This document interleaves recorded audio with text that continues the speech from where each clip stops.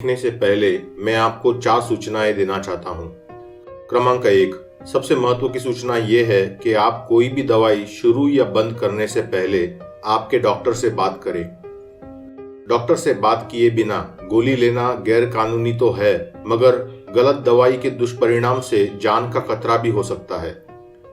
अगर आपको दिल की, रक्त के दाब की या फिर गुर्दे यानी किडनी की बीमारी हो तो आपने पानी और नमक का सेवन बदलने से पहले भी आपके डॉक्टर से बात करनी चाहिए। क्रमांक 2, इन वीडियो में असली मरीज नहीं है, मरीज की भूमिका एक अभिनेता ने निभाई है। क्रमांक 3, इन वीडियोस में बहुत जानकारी है। इन वीडियोस का ज्यादा से ज्यादा फायदा उठाने के लिए आप एक पेन और पेपर ले लें और इन वीडियोस में महत्व की चीजें हैं उन्हें लिख लें। अगर जरूरत पड़े तो वीडियो पॉज या रिवाइंड करके दोबारा देखें।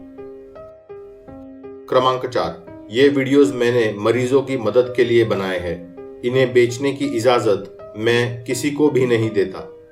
ये मुफ्त है और आप इनकी जितनी कॉपीज बनाना चाहे उतनी कॉपीज बना सकते हैं। आप इन्हें अन्य मरीजों में बांट सकते हैं। ये वीडियोस www.aapkadimag.com इस वेबसाइट पर मुफ्त उपलब्ध है। अगर आपको ये वीडियोस किसी ने बेचे हैं तो तुरंत मुझे संपर्क करें। संपर्क की जानकारी यहाँ दी गई है, इसे नोट कर ले। सबसे महत्वपूर्ण सूचना मैं दोबारा सुनाना चाहूंगा। कोई भी दवाई लेने या बंद करने से पहले आपके डॉक्टर से बात करें। ऐसा ना करना घातक हो सकता है।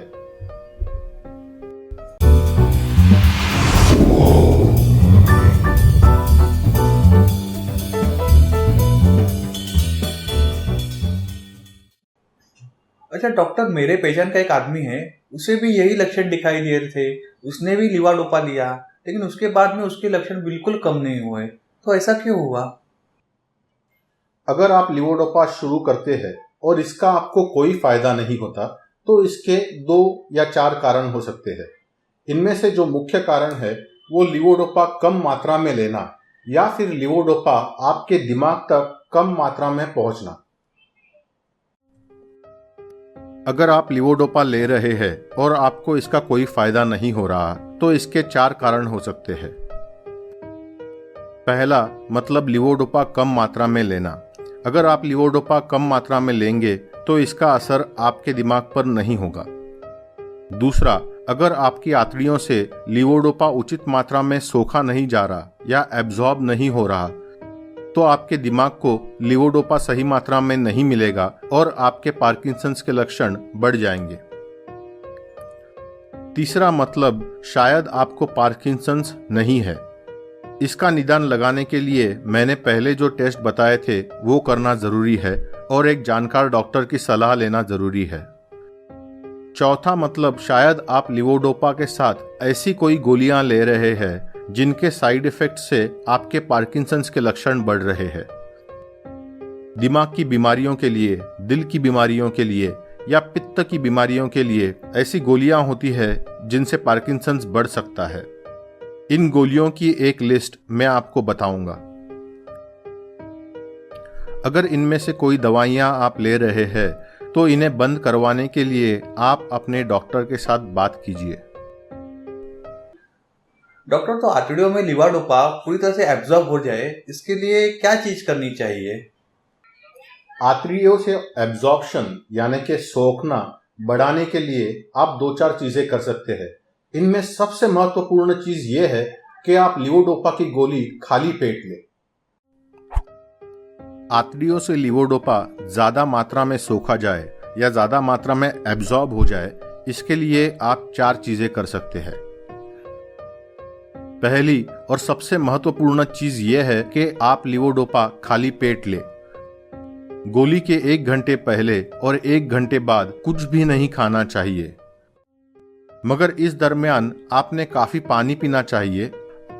आपके पेट में पूरी तरह से घुल सके और फिर आपके शरीर में सोखी जाए। दूसरा, इन गोलियों को आप आयरन की गोलियों के साथ ना लें, इससे इनका शोषण कम हो सकता है। तीसरा, इन गोलियों को आप सोडा के साथ लेकर देखें, इससे ये गोलियां ज्यादा सोखी जाएंगी। चौथा, अगर आपको कॉन्स्टिपेशन मतलब संडास ना होना या अल्सर मतलब पित्त की बीमारी है तो इनका इलाज करवाइए। इन 2 बीमारियों से भी लीवोडोपा का असर कम हो सकता है। डॉक्टर, अगर लीवाडोपा का डोज ज्यादा हो जाए तो क्या हो सकता है? ये आपने बहुत अच्छा सवाल किया। इस सवाल का जवाब जानना आपके लिए बहुत जरूरी है। मैं बताता हूं आपको यह क्यों जरूरी है। कभी कभी लीवोडोपा ज्यादा लेने से साइड इफेक्ट होते हैं। इनमें या तो शरीर बहुत ज्यादा हिलता है या फिर पैर या हाथ एक जगह पर अकड़ जाता है। ये चीजें मैं आपको एक वीडियो के जरिए बताऊंगा।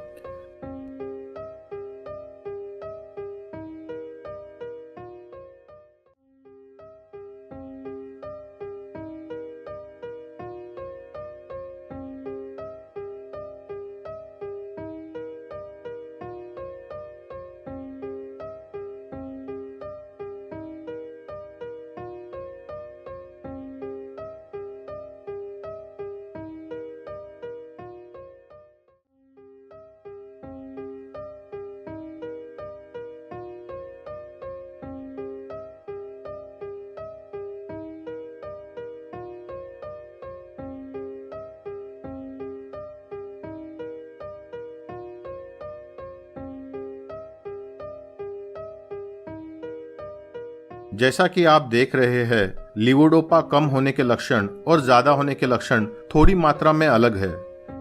अगर आप इन चीजों का वीडियो रिकॉर्डिंग करके आपके डॉक्टर को दिखाए तो उसे ये सोचने में बहुत आसानी होगी कि लीवोडोपा का डोज बढ़ाना है कि कम करना है। आजकल किसी भी फोन पे वीडियो रिकॉर्डिंग हो जाती है। आप 3 से 5 मिनट का वीडियो रिकॉर्डिंग निकाले, इसमें शरीर के सब भागों को दिखाए और इस रिकॉर्डिंग के बारे में आपके डॉक्टर से बातचीत करें।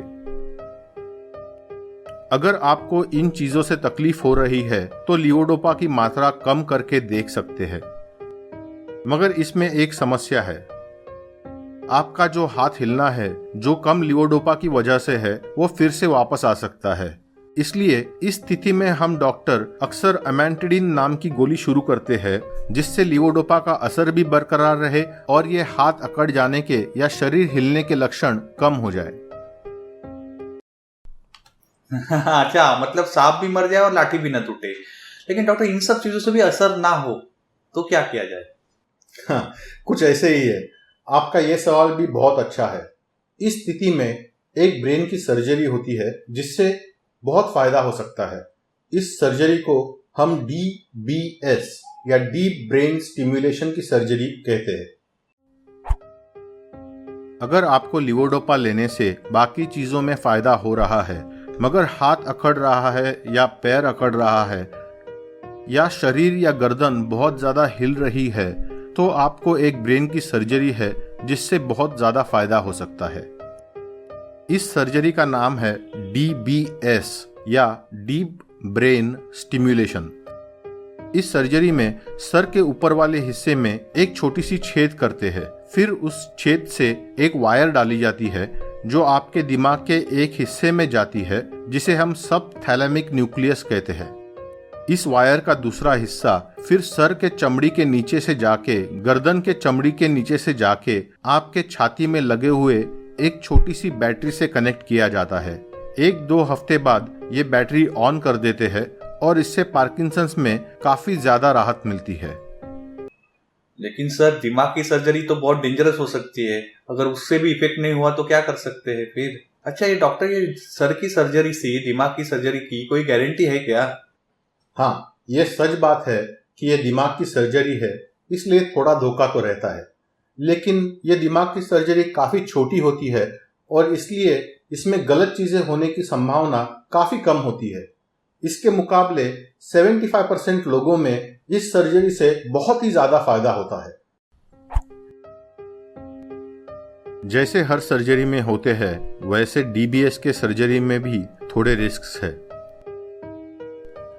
इसमें इन्फेक्शन होने की रिस्क 2%, स्ट्रोक होने की रिस्क 2% और सर में खून बहने की रिस्क 2 से 4% होती है। बाकी कॉम्प्लिकेशंस की रिस्क जैसे वायर टूट जाना, आकड़ी आना, इसकी संभावना बहुत ही कम होती है, मगर ये भी हो सकते हैं।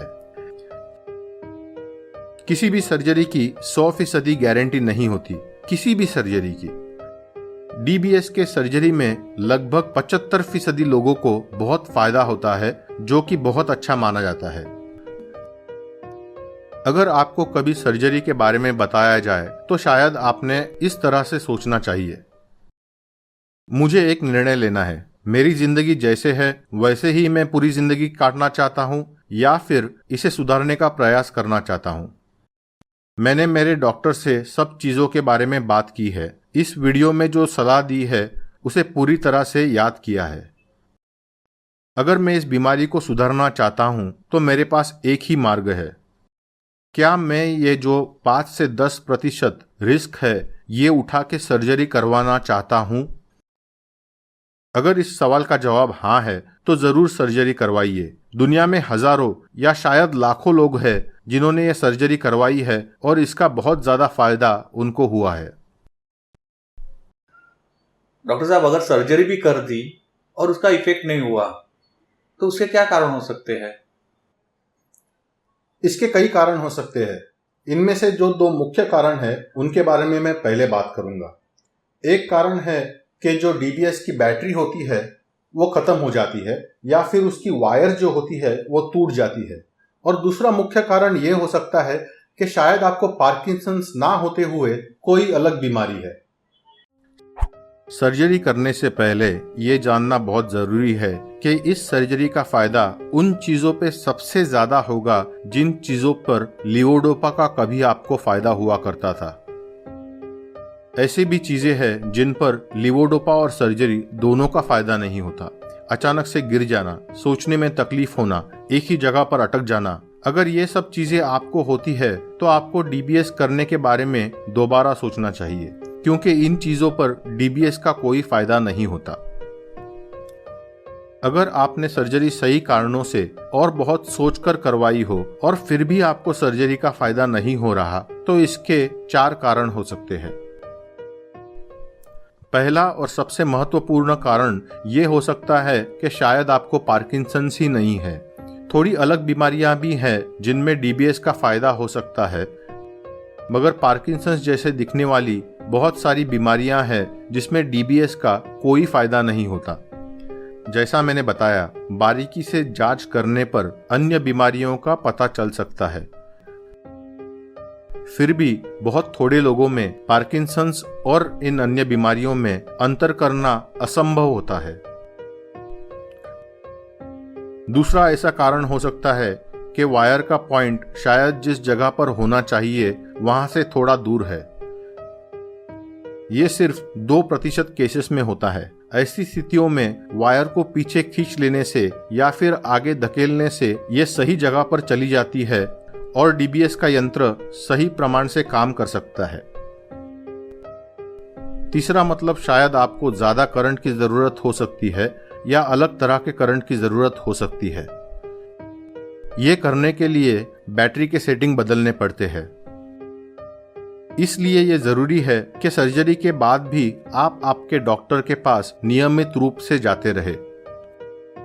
चौथा मतलब शायद किसी कारण आपका उपकरण चल नहीं रहा, शायद बैटरी खत्म हो गई हो या फिर वायर टूट गई हो। ये सब चीजें ठीक की जा सकती है।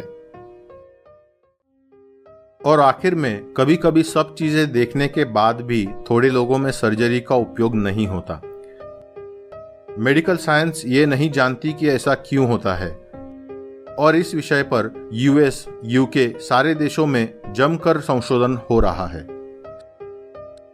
संक्षेप में जैसा मैंने कहा, इस सर्जरी का 75% लोगों में बहुत ज्यादा फायदा होता है।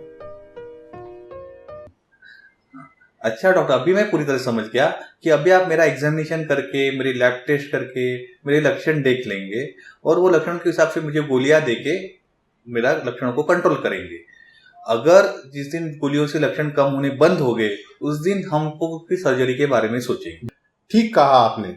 इस बीमारी में जैसे आपको डॉक्टर की जरूरत होती है वैसे ही डॉक्टर को आपकी जरूरत होती है। अगर आप आपके लक्षण डॉक्टर को ठीक तरह से बता पाए तो डॉक्टर आपको उचित उपचार दे सकता है। पार्किंसंस एक सामान्य बीमारी है। इस बीमारी के लिए आपको पूरी जिंदगी दवाइयाँ लेनी पड़ती है और जैसे जैसे ये बीमारी बदलती रहती है वैसे वैसे दवाइयों की मात्रा बदलनी पड़ती है। आप अगर हाथ या पैर के किसी हिलने से परेशान है तो उसका वीडियो निकाल के आपके डॉक्टर के पास ले जाए। और एक चीज कर सकते हैं, मतलब एक डायरी आप रख सकते हैं। मैं इस स्क्रीन पे आपको एक डायरी दिखाता हूँ। ये डायरी आप वेबसाइट पे जाके डाउनलोड कर सकते हैं। इस डायरी से आपके डॉक्टर को ये पता लगेगा कि किस डोज का क्या इफेक्ट हो रहा है। उदाहरण के तौर पर अगर आप उसे बताएंगे कि आपके पैर रात भर हिलते रहते हैं तो वो आपको रात को सोने के पहले लेने की एक गोली देगा। डॉक्टर के पास जाने से पहले कम से कम 3 दिन ऐसी डायरी पर रिकॉर्ड रखें। पार्किंसंस की बीमारी में खाने पे कोई खास लक्षण देने की जरूरत नहीं होती, मगर जैसे मैंने कहा, गोलियां लेने से 1 घंटे पहले और 1 घंटे बाद कुछ भी नहीं खाना चाहिए। अगर आप चाहे तो ब्रेड का एक टुकड़ा गोलियां लेने से 15 मिनट पहले खा सकते हैं। ध्यान रहे कि इस ब्रेड के टुकड़े पर मक्खन या दही ऐसी कोई चीज ना लगाए। पार्किंसंस के हाथ पैर हिलना, चलने में तकलीफ होना, ये छोड़ के और भी कई लक्षण होते हैं। इन पे आपका और आपके डॉक्टर का ध्यान होना बहुत जरूरी है। इन लक्षणों की एक लिस्ट मैं आपके सामने स्क्रीन पर रखता हूं।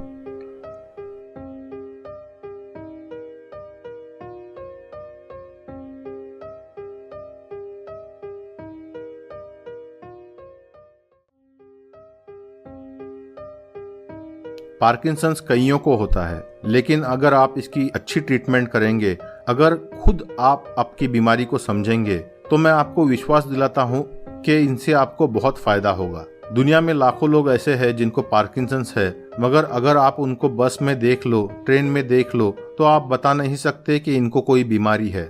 ये अपनी जिंदगी पूरी तरह से जीते हैं, शायद जिनको पार्किंसंस नहीं है उनसे ज्यादा मजे से।